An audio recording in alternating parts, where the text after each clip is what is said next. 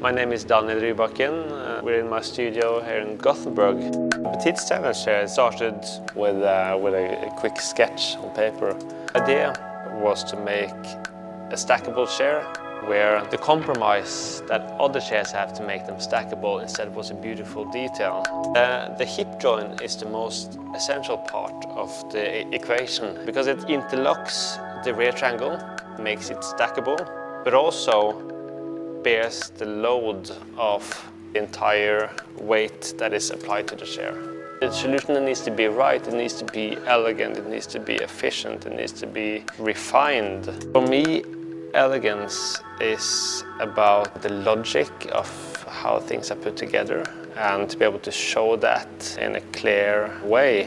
Nille is a table lamp where kind of the inspiration, the reference of the shape doesn't come from regular typologies of lamps, but from architecture. It looks like a small house sitting there on kind of the sideboard or the windowsill or the table. And I think what was interesting for me was to work with that and work with how that kind of illuminated small architectural building created some kind of a very positive atmosphere.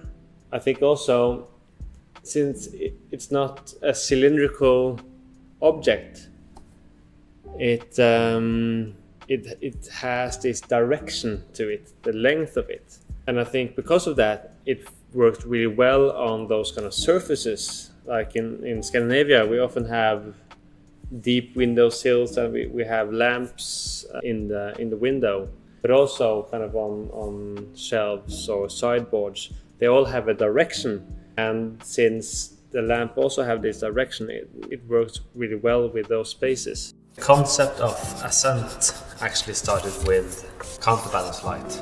Say that you had a big restaurant or a library, we could have counterbalance lights over some of the tables. But what about the tables that were farther from the wall? Should I design a special, ceiling-mounted counterbalance light, or what should I do? So my idea was to have a really simple stem that was mounted on the table, and then you had a light source that moved up and down the stem that had the same aesthetics, the same shape as the counterbalance lights to connect them together. So I went with this idea to Revolutionizing and said that we can have this head moving up and down, maybe with the same intensity. Or, wouldn't it be great if we could have it dimming at the same time? But that's probably not possible. And then at the second meeting about Ascent, they said, we've solved the problem. Have a technical solution for this. And the nice thing with this is that this not be possible some years ago. This is a technology that is only possible use of LEDs. Hello everybody, we are here with Design Speaking during Design Week at Revolutionizing with Daniel Rybakken. How are you doing, Daniel? I'm fine, thank you. Great, so Daniel is a Norwegian designer that is actually having his studio in Sweden. Daniel, tell me, I know this is not your first collaboration with Revolutionizing, am I right? No, I haven't counted, but it started in 2012, I think.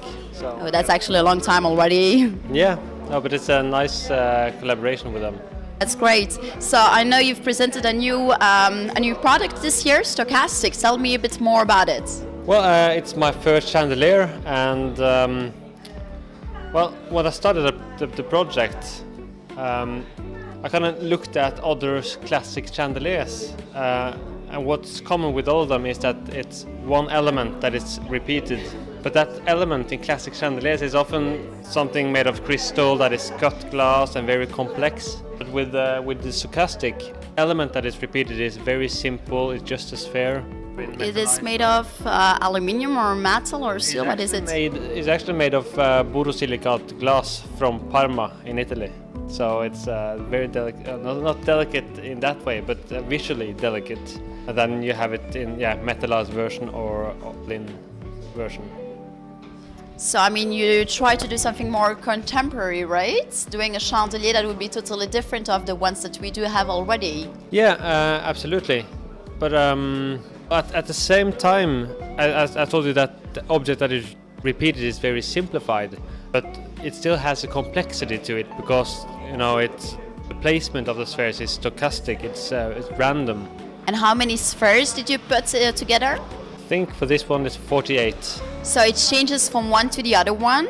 Yeah, like no lamp is the same. Oh, that's great. I mean, at least people can say, oh my gosh, I have one original lamp from Daniel. That's cool. And so I've seen that inside the lamp you do have the light, right? Which kind of light did you use for it? It's medium power LEDs that is very power efficient. So it's 24 watts, 2000. He has to look. Joking. I'm the last person to get to know these facts. I know, I totally understand. You make the design and somebody, I mean, Luce Plan is working together with the project to do it possible, right? Yeah, but we have a very tight collaboration. We have, hundreds of emails for one product. I can imagine you should try to move to Milan then. You like Sweden? I like Sweden. I like Scandinavia. But I traveled quite often to Milan and to Luce Plan. That sounds great. Well, Daniel, thank you very much. Enjoy Milan Design Week and I'll see you next year. Yeah, thank you. So it's just much more about the sculptural part of it than actually designing light. Yeah, so working together with Sayaka on this project has been quite interesting.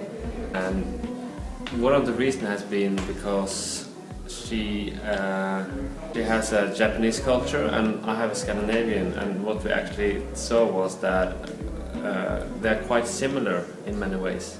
So as you can see with the room, we worked in a quite different way than the other groups. And actually the first day we said that you're not allowed to draw, or you're not allowed to look at the objects, because that is what you do at school. You start designing with your hand instead of with your brain, and since this is quite a conceptual workshop, we really thought that it was important to start with the concept. So it's also been quite nice working with the students, which are not that many years younger than ourselves, but you really feel that you're not only teaching them things, but you're learning new things about yourself as well. How did they react to this? I think it was quite, because the first thing that happened was they were supposed to put a timeline on the wall, and they just put it up, and it was not straight, it was leaning down, and we both said at the same time, but no, we have to do it again, it has to be straight, and everything that you post on the wall should think about the aesthetics of things. And also we did something very minimalistic. We had an exhibition in this room, and I think that they really learned that when you do minimalistic work, it needs to be perfect. You need to have attention to detail. You can't just throw things in and do simple objects. So everything around is as important as the final thing.